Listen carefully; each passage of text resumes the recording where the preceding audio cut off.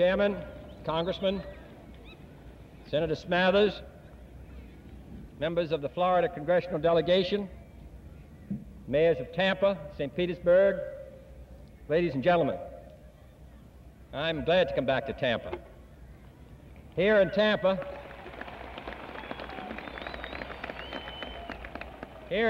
3 years ago, we talked for the first time about the Alliance for Progress, an effort by the people of the United States and the people of Latin America to provide freedom and progress for the people of this hemisphere. So I'm proud to come back to this city when it's its own time, and particularly during the past 12 months, has borne a heavy burden in order to keep this country and the rest of Latin America free.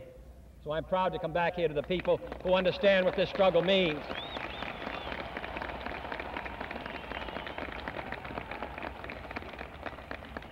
A good many people have made speeches about freedom in this hemisphere and about Cuba, but 3,000 men and women who worked in this city were put out of the job in order that we might carry out our policy towards Cuba more than a year ago. So this city understands what this struggle is all about, and I congratulate you for it.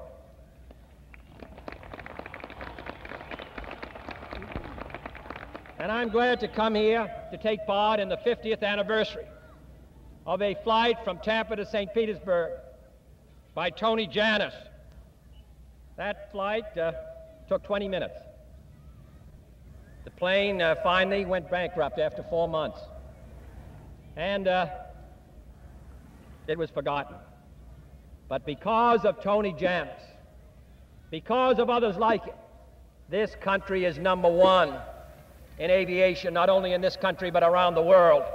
And I hope in the 1960s that the United States of America will take the leadership again in space, in the air, and around the world, so that the United States will still be one 100 years after Tony Jannus's first flight.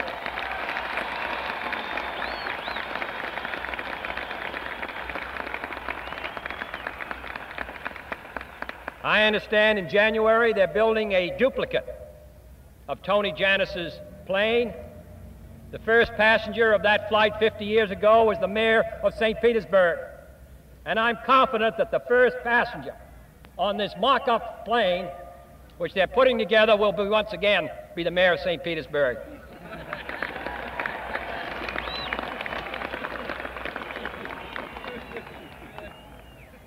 As a great Republican, I know he's going to step forward and commit himself to that kind of progress.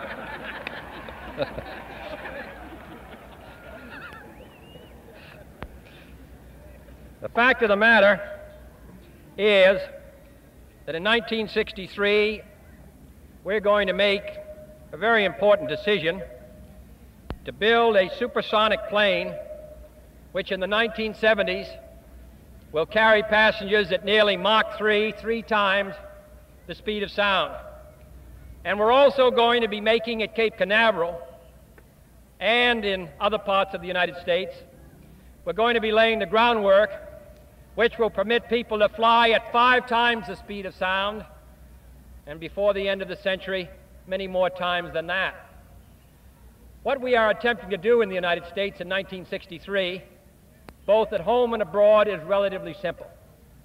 And that is to maintain the peace, to maintain the vital interests of the United States, to maintain the economy of the United States moving ahead fast enough to absorb the millions of people who are coming into the labor market every year.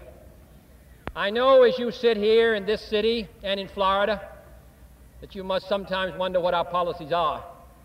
I think their execution is difficult, but what we're trying to do is simple. First, we're trying to maintain the balance of power in the world on the side of freedom. We're trying to make it possible for those countries in Latin America and in Africa and in the Middle East and in Southeast Asia, in fact, all around the globe, new countries, old countries, different religions, different colors, we're trying to enable them to maintain their freedom so that in this diverse world, the balance of power will remain with us. This makes it complicated and difficult. This involves us in alliances with dozens of countries. It involves Americans in combat 10,000 miles away. It has taken a country like the United States, which lived 150 years of its history in isolation, and has made it for the last 20 years the keystone in the arch of freedom. And I think Americans can take satisfaction in realizing that without the United States, without the effort of the 190 million people of this country, our effort not only today but ever since 1945, not only in this administration but in the two previous administrations, it is the United States, and on many occasions the United States alone, which has prevented this globe from being dominated by our enemies. If it was not for the assistance which we have rendered to millions of people, if it were not for the alliances which we have made in CETO, our association with CENTO, our alliances in NATO, our alliances in the Inter-American system, long ago, this globe of ours would have seen the communist advance sweep over much of what is now free. And it is free because the people of this country, who lived so long in isolation, have chosen to bear their share of the burden. And I believe we must continue to do so. And I believe we can do so, because I believe the prospects for us today are bright.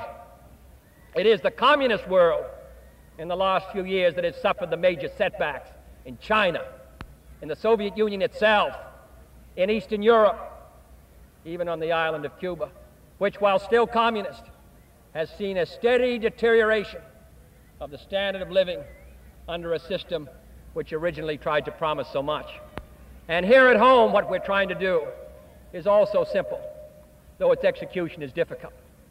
And that is to educate our children so that they are able to maintain themselves and their families and this free system, to find jobs for them when they have graduated from school or college, to make it possible for them to lead fruitful lives, and then in their older age, to live in security. In the next 2.5 years in the United States, 10 million people will be looking for work. Where are they going to find jobs?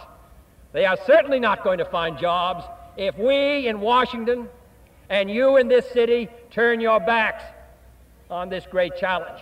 I believe in the partnership of these cities and the state of Florida and the other 49 states of the United States working together for the benefit of our people. I do not believe the federal government is an enemy. I believe it is the united will of all of our people, protecting the security of the United States and providing an opportunity for our people. That's what we stand for.